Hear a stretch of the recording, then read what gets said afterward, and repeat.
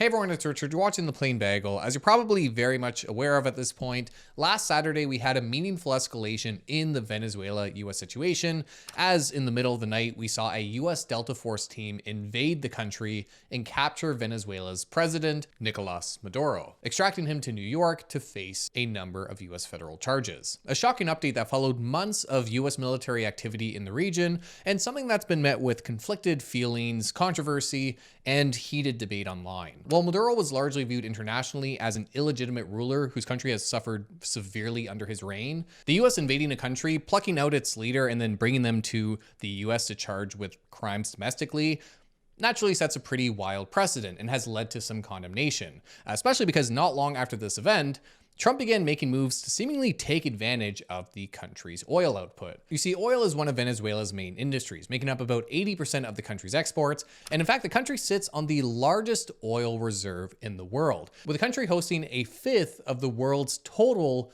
proven oil reserves. So while Donald Trump has attributed his actions to a crackdown on Venezuela's role in the fentanyl crisis, many believe that the real motive behind all this is really the oil, especially given Venezuela's relatively minor role in America's drug problem. And Trump hasn't done a whole lot to beat those allegations. The president has previously demanded that the country return supposedly stolen US oil assets, and not long after the raid, the president announced that the US would be sending large oil companies to develop and rebuild Venezuela's long-neglected oil infrastructure. With this also being followed by news that the US would be taking and selling 30 to 50 million barrels of oil from the country to, quote, benefit the people of Venezuela and the United States, and announcing plans to control the country's sales indefinitely. Now, looking past the moral implications of invading a country and exploiting its natural resources, which, yes, is a big one, but looking past that for a second, some people have really run with this idea that the US could convert Venezuela into an energy powerhouse, whether for Venezuela's benefit or their own, with some going so far as to argue that the US economy is about to boom from all the supposedly free oil it's about to receive, and some even warning of the meaningful risk this all poses to Canada, given that the country sends about 97% of its oil exports to the US and could potentially see this substituted with imports from Venezuela. But is this a realistic risk? Can America really just go in, capture all of Venezuela's oil output, and then replace its reliance on Canada here? Or is it all just wishful thinking? Well, that's what I wanted to cover in today's video, and naturally, the controversial and exploitive nature of all this makes it a really ugly topic to discuss. And of course, the future of the oil markets is far from the most important aspect to this update, right? Millions of Venezuelans now face severe uncertainty regarding the future of their country and economy, and it's unclear how beneficial America's involvement will be, whether they truly help rebuild the country and benefit its economy, as Trump has suggested, or simply exploit a vulnerable nation for its natural resources. But today I want to narrow the scope to that discussion of oil and whether the US could feasibly meet its oil needs with Venezuelan exports. Because we have seen markets react to this. Canadian oil companies fell in price on Monday, while US companies actually jumped in value. But also, I'm not a geopolitical expert, so I can't really speak to some of the greater unknowns with this situation. What I can do is try to clear up some of the misinformation, specifically around oil and gas, which as a Canadian investment analyst, I've researched quite a bit, to give more context that's seemingly missing from a lot of this online discussion about oil from Venezuela, and extend the conversation to its impact on the Canadian market. And this is not to label any of this as good or bad. Frankly, it's just not that simple. It would be great if Venezuela were able to rebuild and prosper from its oil industry. We're just going to focus on feasibility here and the risk this poses to Canada's own oil industry. But let's start with a bit of background on Venezuela. How did we get here? Well, as you may know, Venezuela is a country who in the past was a very prosperous nation in South America thanks to its oil wealth. The country nationalized its oil industry in 1976, creating the state-run PDVSA oil company and further expropriating assets in the 2000s from several foreign oil companies, with the country generally able to grow its economy amid years of high oil prices. However, over the past few decades, Venezuela's economy has deteriorated meaningfully due to its dependence on oil, mismanagement of its economy, sanctions from other countries, and corruption within the government, with a good chunk of this happening under Maduro's leadership. You see, Maduro was elected in 2013 following the previous leader's death, and continued a trend from Chavez of eroding democratic institutions, consolidating power at the executive branch, and targeting civil liberties, with Maduro accused of rigging elections to hold on to power and violently cracking down on dissent. something that led the US and a number of other nations to announce sanctions against the country and specific members of Maduro's regime. In particular, in 2019, the US imposed a complete embargo on transactions with PDVSA, effectively cutting off exports to key markets like India and the European Union. And as a result of these factors and an oil glut in the mid-2010s, Venezuela saw its economy decimated. GDP contracted to less than a third of its size from 2012 to 2025. The country experienced a bout of hyperinflation that saw prices rising by hundreds of thousands of percentage points, and oil production, which peaked for the country at around 3.5 million barrels per day, fell by over 2/3 to today just around 1 million barrels per day. In fact, despite the country sitting on a fifth of the total proven oil reserves globally, production today sits at around just 1% of the world's total output. Now, the US has long been putting pressure on the Maduro regime, but things really escalated last year when the US began bombing civilian boats accused of ferrying drugs and imposing a complete naval blockade against sanctioned oil tankers in December, with Trump accusing the country of contributing to America's fentanyl crisis and even stealing US assets, something likely related to the expropriation of assets in 2007, when companies like ExxonMobil and ConocoPhillips were bought out of their Venezuelan operations for a fraction of their worth. In fact, Chevron today is the only US company that's been able to maintain operations in Venezuela through joint ventures through all these years. But this past weekend, things took a very unexpected turn when, over the span of just 2 hours and 20 minutes, the US attacked Venezuela, captured Maduro, and extracted him from the country, with the dictator and his wife being brought to New York, where he's pleaded not guilty to charges of narco-terrorism conspiracy, cocaine importation conspiracy, and possession of machine guns and destructive devices. Now, since this update, the US has maintained its blockade on Venezuelan oil, even intercepting a Russian oil tanker accused of transporting oil from the country, and Trump has suggested that the US would run the country in the interim. But Trump has quickly shifted the focus of all this from drugs to oil, presenting this as a development opportunity for the country's oil industry. And it's that aspect of the story that has raised questions over how this all might impact Canada's trade with the US when it comes to crude oil. You see, Canada and Venezuela actually both predominantly produce the same type of heavy, sour crude oil, which is a type of thick, hard to extract oil with a high sulfur content that's generally harder to process than sweet light oil, and also generally produces lower value end products, with it commonly being used for asphalt and industrial fuels. However, the US has long built a lot of its oil infrastructure to specifically handle and refine this type of heavy oil. In fact, back in the early 2000s, the US used to import about half of Venezuela's 3.5 million barrels a day, and even as recent as 2023, was still importing about 23% of the country's total exports, with the US having a good chunk of its refining capacity right on the Gulf Coast, where it's able to receive oil from Venezuela via tanker. Now, today, with Venezuela producing around 1 million barrels per day, even if the US were to absorb 100% of this export, it would still represent only about 17% of America's total crude oil import needs, compared to Canada, which currently supplies around 65% of America's crude oil imports. But with the sheer size of Venezuela's oil reserves, there's the concern that if the US builds out this infrastructure and takes all of this output, either by commerce or exploitation, that they could completely replace the imports coming from Canada,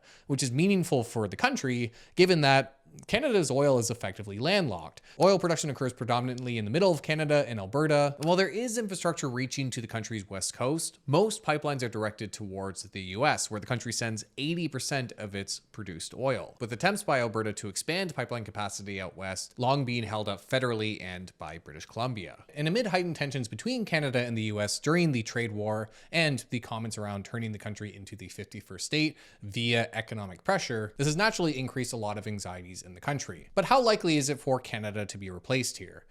Well, it's incredibly early in the whole Venezuela situation, but there are some pretty big holes in this idea of completely substituting Canadian oil. Firstly, there's the matter of regional infrastructure in the United States. Yes, it is true that Canadian and Venezuelan oil is similar and could theoretically be substituted for one another at America's heavy oil refining facilities, a good chunk of which are located on that Gulf of Mexico. But even still, the US doesn't actually have the infrastructure to immediately substitute its Canadian oil imports. As a bit of background, the US is divided into 5 Petroleum Administration for Defense districts, or PADs for short. The Gulf Coast refineries in PAD 3 have a cumulative capacity of 9.8 million barrels per day and is only at a 90% utilization. So while these facilities could technically absorb all of Venezuela's output without impacting its imports from other countries to these facilities, this is most likely where we could see Canadian oil substituted for Venezuelan oil. But the thing is, Pad 3 isn't where Canadian oil is predominantly processed. Today, only about 424,000 barrels per day are sent to that district by Canada. Instead, about 78% of Canada's crude oil exports are processed in Pad 2 and 4, inland districts where 100% of the oil imported by refineries comes from Canada, and where it's not really feasible to send Venezuelan oil, given that pipeline infrastructure for crude oil tends to be southbound, and transporting via freight is far less economic. Now, yes, there could be substitution at the other pads to offset lower processing of Canadian oil at Pad 2 and 4, but given the pipeline infrastructure that's been long built out between Canada and the US, it's unlikely that would be more economic when you also factor in the transportation needed to then get that oil to its domestic end markets. And building out the infrastructure to send Venezuelan oil north within the United States would take billions of dollars of investment, state approvals, and years of planning and construction. So right away, about 80% of Canada's oil doesn't face immediate substitution risk from Venezuelan oil, given how America's infrastructure is set up. Yes, the 50 million barrels could disrupt Canadian imports temporarily,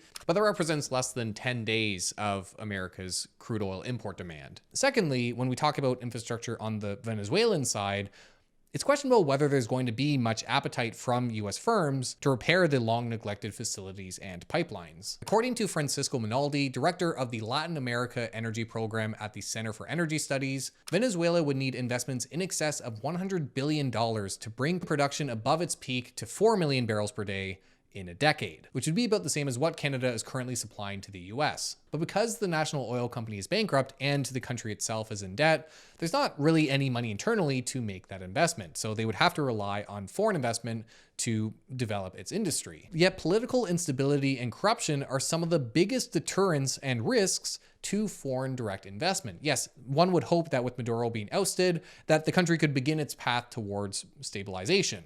But these things don't exactly resolve themselves overnight. And so far anyway, it's not looking promising that we've had meaningful change in the country. The country is currently being run by Maduro's vice president, Delcy Rodriguez, while Maduro's cabinet members remain in place. And since Maduro's capture, the government has declared a 90-day state of emergency, with pro-Maduro armed militias now searching phones in the capital of Caracas and arresting journalists and citizens who spoke in support of Maduro's capture. So despite how it's been framed by some, the country hasn't exactly been liberated. There's also the belief that the toppling of Maduro leaves the country open to a violent power struggle between armed groups, especially given that the US hasn't maintained any sort of presence in the country to help address any sort of a power vacuum. So you can imagine the challenges US companies would face trying to develop oil infrastructure in a country where armed groups are actively hostile against US involvement. Now, Trump has suggested that Rodriguez is fully cooperating with the US, and publicly, the interim president has stated that she is open to energy relations where all parties benefit. But a common view between Maduro's regime and the opposition party is that Venezuelans should be the main beneficiary of the country's oil production,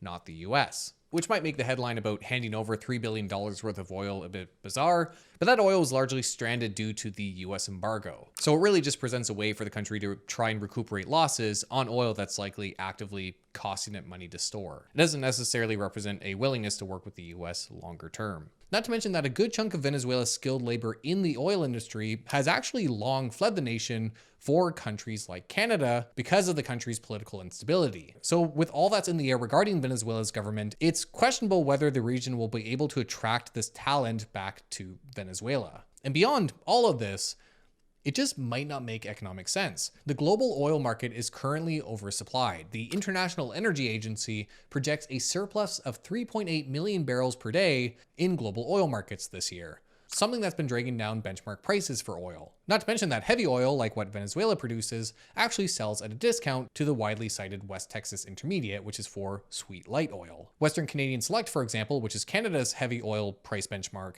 currently sits at $45 a barrel, compared to WTI around $60. Claudio Galimberti, the chief economist and global director of market analysis at Rystad Energy, estimates that the break-even price for oil development in Venezuela is around $80 a barrel. So beyond the operating netback, the profitability you would see with existing infrastructure likely be negative, It doesn't make a whole lot of economic sense to go to a country with armed regimes hostile to you, spend billions of dollars on developing infrastructure, waiting through years of planning, development, and construction, only to produce more unprofitable oil, all while the market is currently in oversupply. In fact, another estimate by Rystad Energy even suggests that the country needs $53 billion over the next 15 years just to keep Venezuela's crude oil production flat, with there only being an estimated 300,000 barrels per day of additional supply that could be brought online with limited incremental spending. So yes, in the short term, we could see the US begin substituting a portion of its Canadian imports with oil from Venezuela.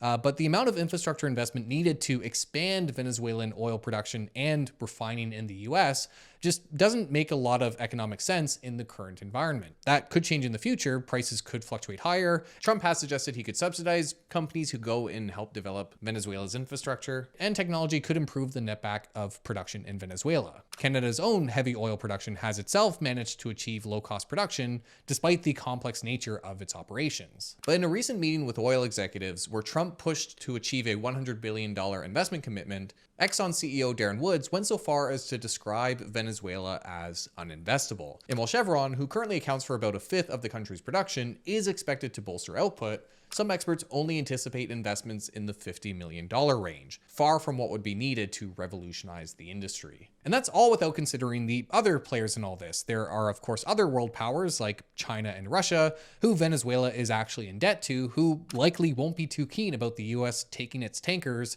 and cutting off its key oil supplier, with China previously estimated to be buying up to 3/4 of Venezuela's embargoed oil. Other Latin American leaders and even American allies will likely push back against any attempt at adventurism in Venezuela. And even within the US, it's very likely we see political pushback to American involvement in a foreign country. Now, for Canada's part, it also will take many years to build out the infrastructure needed to sell oil to other markets, but the country has been making some progress in diversifying its reliance on the US here. In May 2024, the country completed its Trans Mountain Pipeline expansion, which tripled pipeline capacity to its west coast to nearly 900,000 barrels per day. And the federal government recently signed an agreement with Alberta to kickstart the construction of another pipeline to its coast. Now, none of this is to say that Canadian oil companies don't face any risk with this update.